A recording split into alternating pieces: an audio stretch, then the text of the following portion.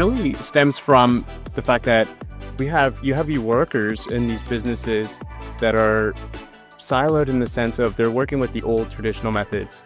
They're not using the newer tools that they're seeing their friends use. One way to think of AI is that it's a prediction machine.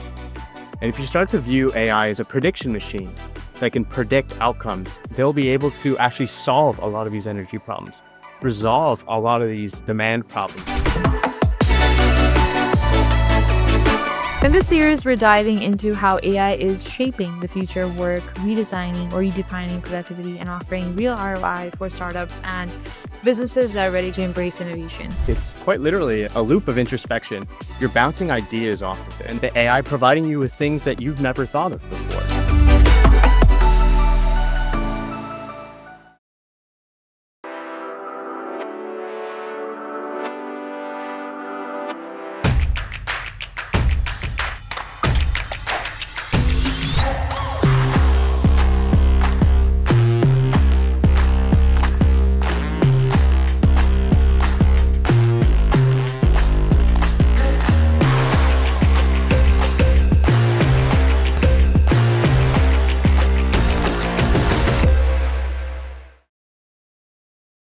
Hi everyone, this is Maheen and welcome to the Canadian SME Small Business Podcast. I'm your host Maheen and you're watching our exclusive series AI for SMBs, where we spotlight the transformative power of AI for small and mid-sized businesses here in Canada. Now in this series, we're diving into how AI is shaping the future of work, redesigning or redefining productivity, and offering real ROI for startups and businesses that are ready to embrace innovation.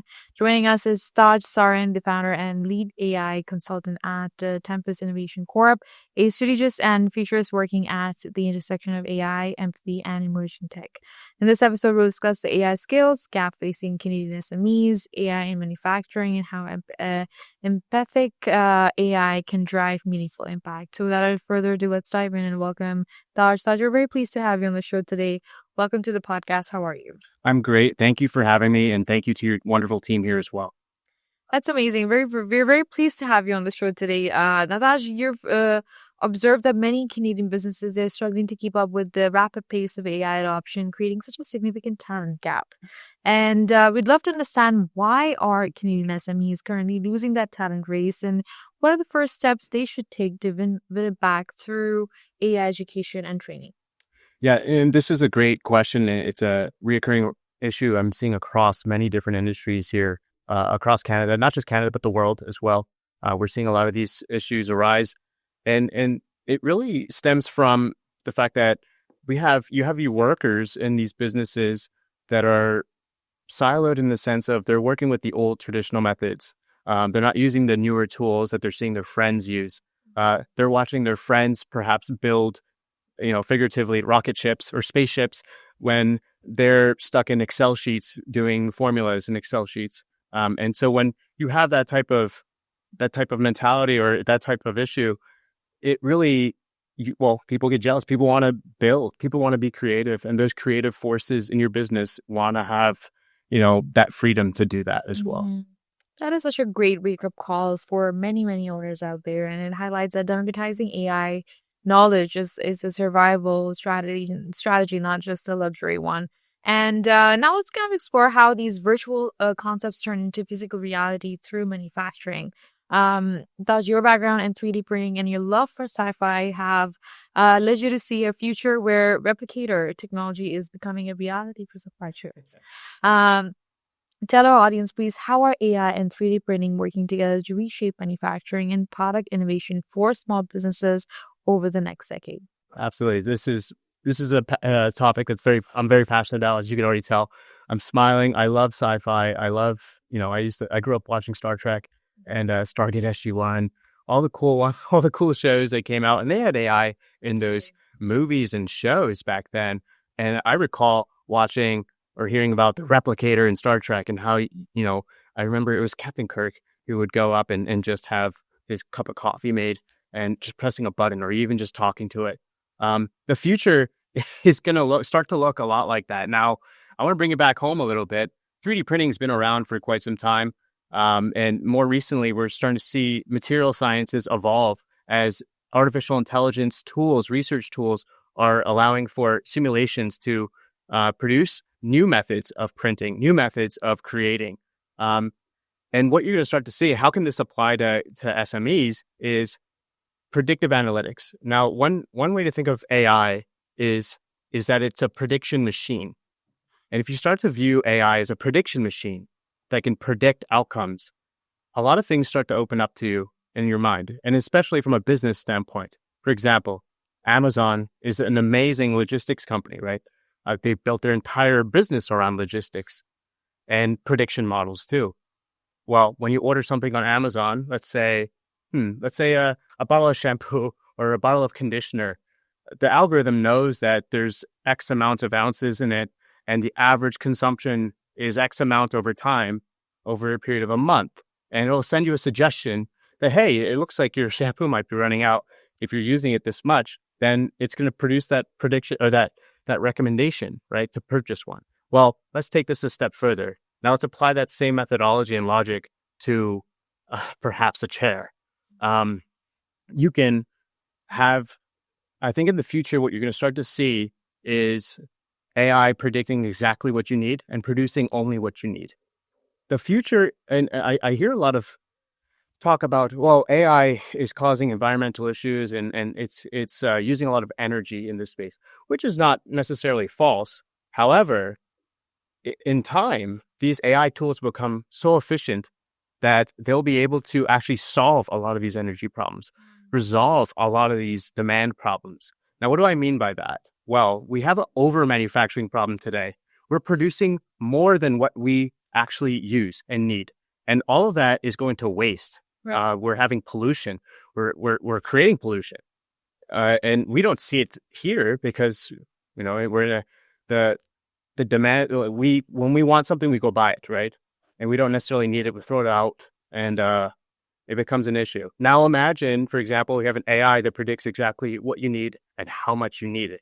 Mm-hmm. And so that's where the pollution actually gets reduced, where we're actually only producing what we use.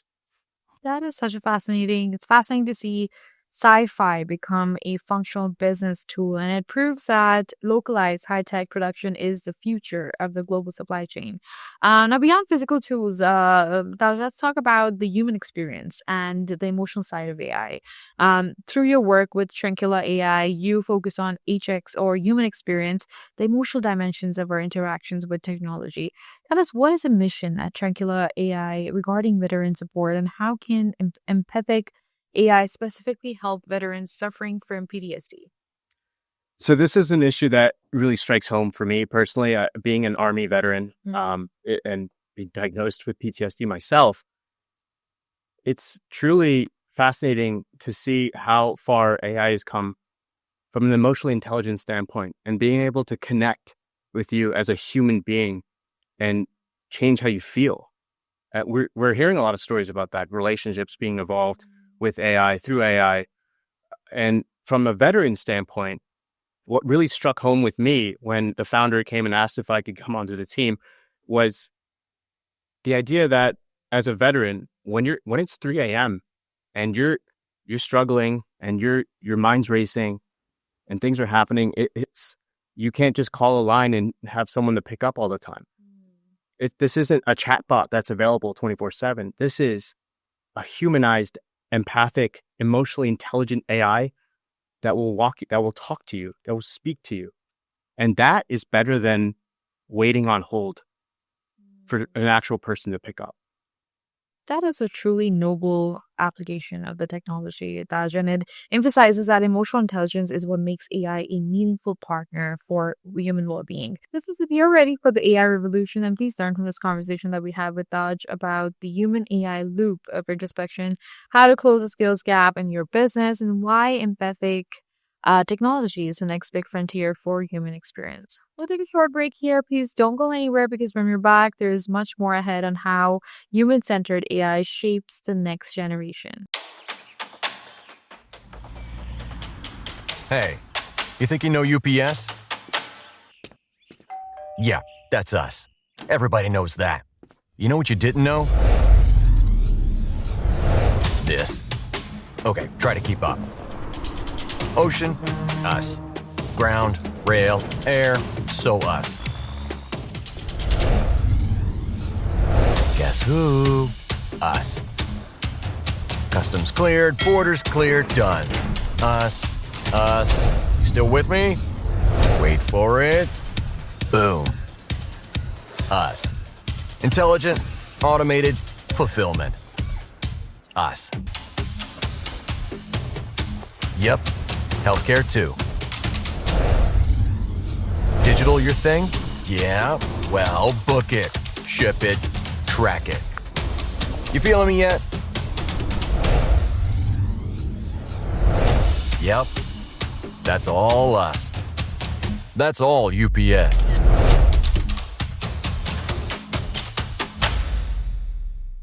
Welcome back, everyone. Let's jump into how Taj is empowering students and creators to move from AI users to confident AI builders. Now, building on that loop of introspection, let's discuss your methodology for training the next generation. You've designed hands-on labs for the specialist high skills major program, encouraging students to be creators rather than passive consumers. Tell us, how does your human AI loop of introspection methodology help students and educators move from being passive users to active problem solvers with AI? Absolutely. This has been a fascinating topic for me. I've slept on this so many times, and I've finally come to the conclusion, or the methodology and framework that I've built that I'm working on trademarking now, around how humans interact with AI and how AI interacts with humans.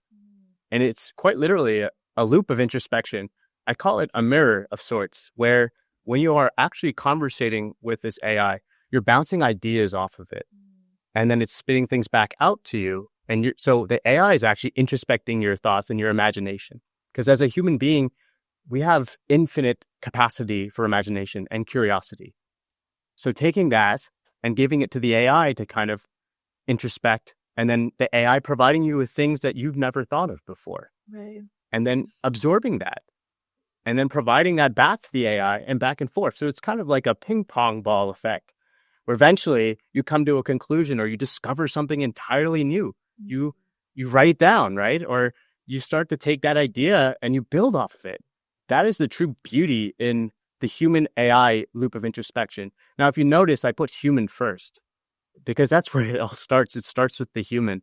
Right. And it's a truly powerful framework for students as well, and for children as well, to kind of, because they're the most creative minds, right? And having something that will listen to them and provide them with feedback based on their curiosity is fascinating. And I think I really hope this framework will change the way our system works to show students how to evolve with AI. That is such a vital shift in mindset, Taj, and it confirms that imagination and a human-centered approach are the most important skills in any AI-driven world. Finally, let's touch on your creative ventures and your new leadership role. You recently released a music album on Spotify made entirely with AI tools to show students the creative potential of these platforms. Please tell us, how do you create, or how do creative vectors like music and video help demystify AI for students? And what can you tell us about your new role as a CTO for Zena?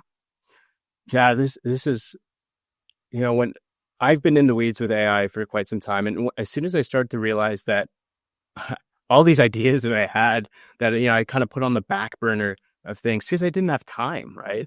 But now I can do them really fast. I can bring my thoughts to reality almost. And with the music stuff, it was fascinating to me because I would have, I wrote down poetry, or when I was a kid, and I had this book full of poetry, and I was like, oh, this is cool. I won't see this again, right? When I was a kid. But now I'm turning it into music. So taking that, and I wouldn't even type it. I would just take a picture of it. Take a picture of my page of poetry and then upload it to the AI. Right. Like, hey, I want this to turn into a song, and this is the theme that I want it to be. That was so powerful for me. Now imagine a kid that has this vector of artistic expression now that never thought about that before, and being able to do that, it's truly empowering for these students to be able to have that outlet, that creative outlet. And it doesn't have to be just music. It could be so many other things. That is so inspiring to see AI used as such a creative catalyst. And it shows that future-ready skills, they are as much about art as they are about engineering. Up next, we'd love to explore how AI is reshaping career paths and what young entrepreneurs and parents should keep in mind as the world of work continues to evolve. Now, the focus is on how AI is influencing career paths and what guidance can help young entrepreneurs and parents navigate these changes. Now, as AI continues to reshape the job market, Taj, what advice would you give to young entrepreneurs and parents who are really concerned about how these changes will impact future career paths and skills? Look, I know it's scary with AI. There's a lot of news out there, especially as a parent. I can't imagine how, I don't have kids personally, but I can't imagine as a parent how you would feel seeing that, hearing about job automation, hearing about how AI is going to replace these people and these folks, and your kid might not have a future. Well, I want to argue against that. That's the contrary. We need to focus on how we can leverage these skills, these tools. AI is a tool, and kids have passions, and these passions need to be augmented with these AI tools, because the future is going to be led by people that know how to use AI in their passion. That is an amazing way to look at things. Taj, thank you so much for sharing such great insights on this topic. And we wish we could continue for longer. But as we wrap up now, if there's one key message that you want listeners to remember about thriving in an increasingly AI-driven world, what would it be? So my biggest piece of advice would be, you're going to save a lot of time with AI. Take the time that you save to learn another skill with AI. Don't use it to make another, or to play video games or to do it. Look, have fun. Always have fun. Always live. But just take that time that you saved and use it to your advantage. That is powerful and a very actionable advice. Thank you again, Taj, for being on the show with us and for sharing such great insights with our audience today. Thank you for your time. Thank you for having me. I appreciate it. And that was an insightful conversation with Taj Sarin, the founder and lead AI consultant at Tempus Innovation Corp. We explored the AI skills gap, the future of 3D printing, and the power of empathic AI for social good. Thank you so much for tuning into the podcast. Please be sure to subscribe for more expert insights. Visit our website, CanadianSME.ca, for valuable resources. A special shout out to our partners, UPS, A1 Global College, ADP, and Google for their ongoing commitment to empowering small businesses here in Canada. Until next time, please keep innovating and striving for success. We'll see you in the next episode.